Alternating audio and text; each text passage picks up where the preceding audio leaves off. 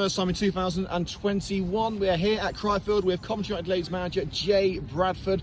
Jay, first of all, how was your Christmas?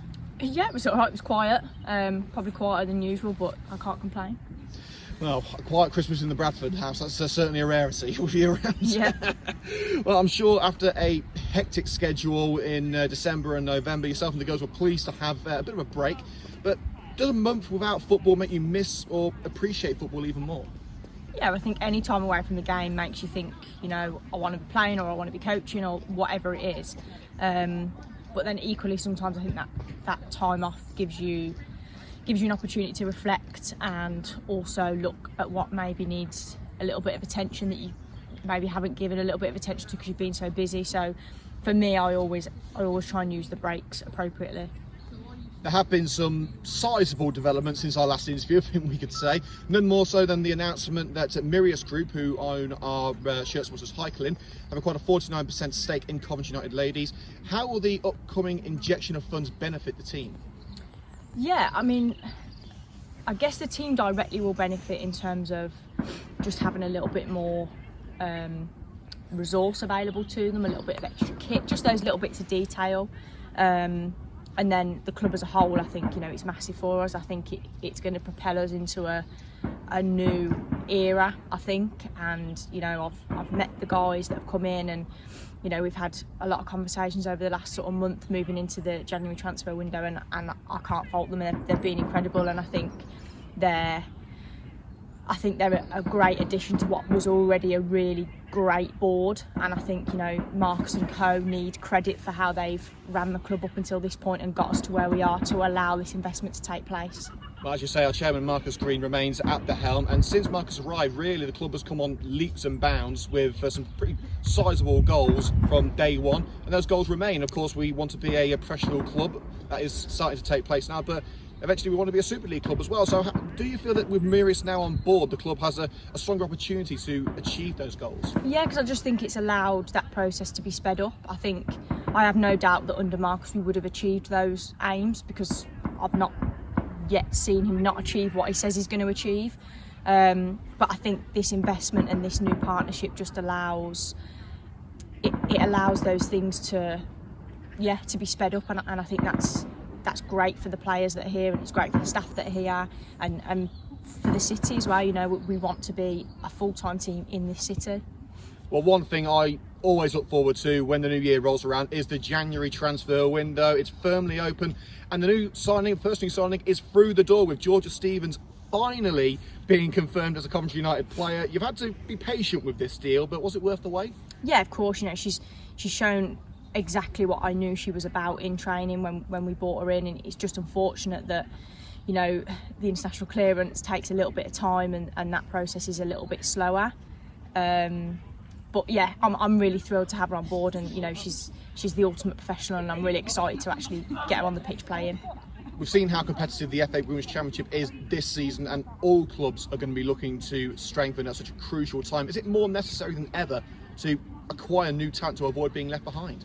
Yeah, of course. I think if you're not active in any window, I think you do lose a little bit of momentum on teams, especially teams around you. So for me, it's always important to be active, and I say this every time people ask me, am I looking for players? The answer is always yes, and that's not because I don't think the current group is good enough. I just think, why would you ever say no to new talent and new people coming into your environment? So yeah, for me, the January transfer window, it's been an exciting one, and there's a couple of deals going on in the background that I'm hoping to get over the line with various players. So yeah, I'm hoping we're not done just yet. It's not all about new players, of course. You've also been very busy securing the futures of several key personnel at the club, with Anna Wilcox and Liv Clark already signed up to professional terms. Why is it so important to have players signed up for the long term, and will there be any further contracts signed? Yeah, I mean, those two, I think they both deserved their contracts when they were given them, and I'm big on looking after the current squad. I think they're here, they're doing the job for you, so why not look after them rather than bringing talent in all the time, like you say. So yeah, for me, those two, they've been exceptional, and I'm really excited to secure them for the future as well, not just a short-term deal. So yeah, it's like I say, that they both deserved those opportunities, and I'm really pleased for them individually, but I think it strengthens us as a group as well. And then, yeah, I guess in terms of extra contracts being given out, I'd never say no, and I know the board would never say no. It's, you know, we've got a lot of contracted players here now, which is great. You know, we weren't in that position last year, so for me it's just about growing year on year. Well, we've spoken about new signings, we've spoken about players staying put. Let's talk about a returnee. Jo Potter is back in the coaching setup after hanging up her boots. It must be great to have the dream team back together. Yeah, of course. You know, the door's always open for Jo. You know, she's a great coach, great person. I think we work incredibly well together as well. So it's always nice when she picks up the phone and says, "Can I come in and do a bit?" And the answer's always yes. On to Sunday's game, and the fixture list couldn't really have conjured up a trickier start to 2021 with a trip to Sheffield United. Do you see such a challenging start to the new year as a positive? Yeah, I mean, we've got to play them, so it's just how the fixtures are falling. I'm not overly worried about the fixture schedule. I think, like I say, you've got to play everybody twice, so why not Sheffield first game? Of course, Sheffield were one of our pre-season opponents, and we left what's known now as the Technique Stadium victorious in the summer.